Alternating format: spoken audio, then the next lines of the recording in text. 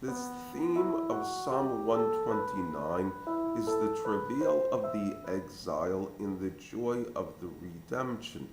This is its texts, a song of ascents. Much have they distressed me from my youth.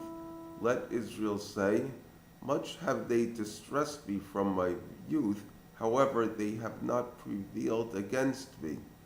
On my back the plowman plowed, they lengthened their furrow. The Lord is righteous, he has cut the ropes of the wicked.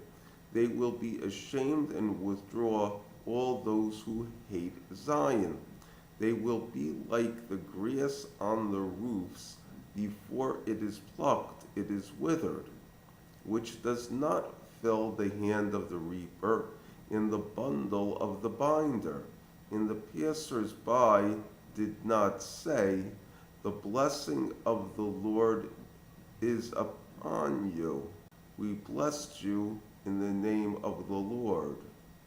The psalm starts when Israel is in its youth and the nation is in exile.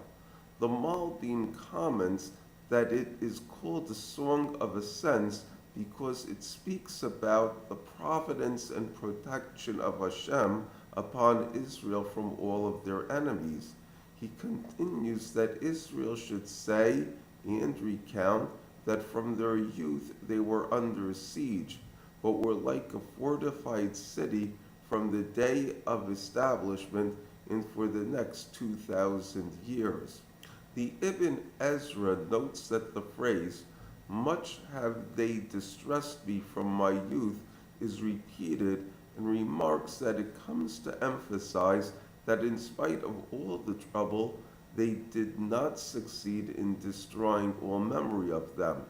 The Meiri notes the phrase and explains that it means troubles many and large.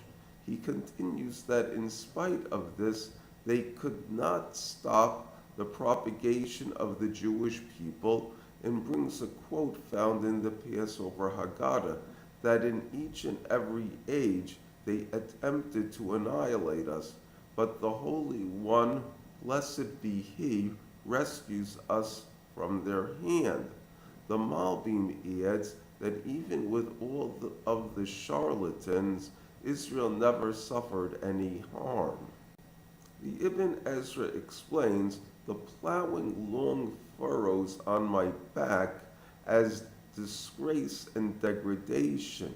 In a slight variation, the Meiri sees it as work without rest and Israel as the ox. The cutting of the cords refers to the end of persecution. The Ibn Ezra understands the cutting of the cords as Hashem's way of removing the burden from the shoulder of Israel when they recognize the kingdom of heaven. The idea of Hashem is righteous implies that from the standpoint of nature, Israel would never get out of this situation. However, there is an aspect of righteousness in this world, and this is the vehicle for their deliverance. The Midrash Sachar Tov brings an allegory of a man who borrows an ox from his neighbor. After he has finished plowing with the ox, he allows his 10 children to plow with the ox until it is so weary that it refuses to work. The neighbor then takes care of all of his livestock, but neglects the one he borrowed. The owner of the ox does not accept any apologies. Rather, he simply cuts the reins from the poor animal. The metaphor is Israel in the exile. The passers-by are the idolatrous nations that are passing from the world. They will not say to Israel, the blessing of Hashem is on you, and Israel will not respond, we have blessed you in the name of Hashem. Rather, Israel will say to them, it was not enough for you all the good that has come to you on our merit. Rather, you worsened our sheer working conditions, head taxes, and property taxes, and in the end, reprisals have come upon you. The psalm then returns to the persecutors who are called those who hate Zion. The Ibn Ezra says that Zion means the congregation of Israel. The Meiri says that it means the religion of Israel. The psalm then turns to the persecutors who are called those who hate Zion. The Ibn Ezra says that Zion means the congregation of Israel. The Meiri says that it means the religion of Zion.